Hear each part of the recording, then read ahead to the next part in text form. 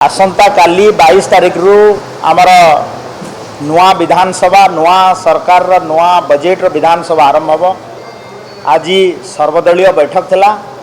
ये बैठक रे मान्यवर बाचस्पति अध्यक्षतार आमर ये बैठक अनुष्ठित होता एवं आज सकाळु मान्यवर मुख्यमंत्री मोहन चरण माझी जी आमर लीडर ऑफ अपोजिशन का घर को जाई मध्य तांकु आमंत्रण करथिले बैठक रे जोग देवा पाई एवं रेगुलर असेंबली को आसंतु एवं तांकर गठनमूलक प्रस्ताव ये सरकार चलैया पाई दियंतु। एटा मान्यवर मुख्यमंत्री मोहन चरण माझी जी तांकु आग्रह प्रकाश करथिले।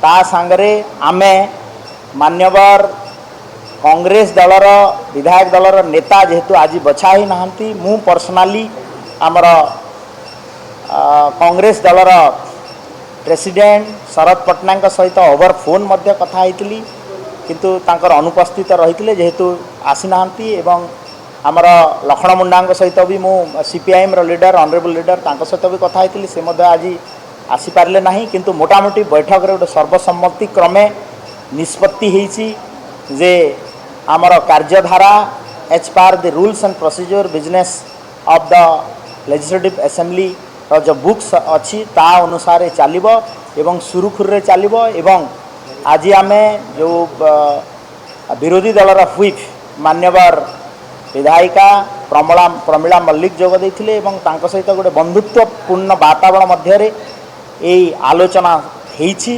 एवं से भी आमर विधानसभा को चलाया पई सहयोग करिवे एहा मध्य कमिटमेंट करिसंती। तो आमे आशा करूछु जे मान्यवर मुख्यमंत्री मोहन चरण माझी नेतृत्व रे एवं से होचंती लीडर ऑफ द हाउस एवं मान्यवर बाचस्पति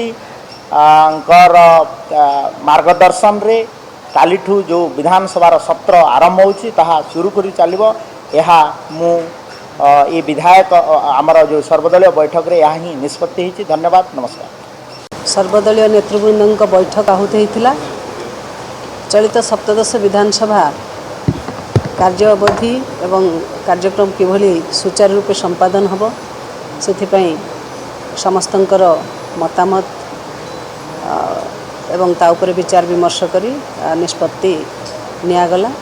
आसंता काली ठारू विधानसभा आरंभ होची। सकाळ 11टा समय माननीय गवर्नर स्पीच ठारू ए कार्यक्रम आरंभ हो।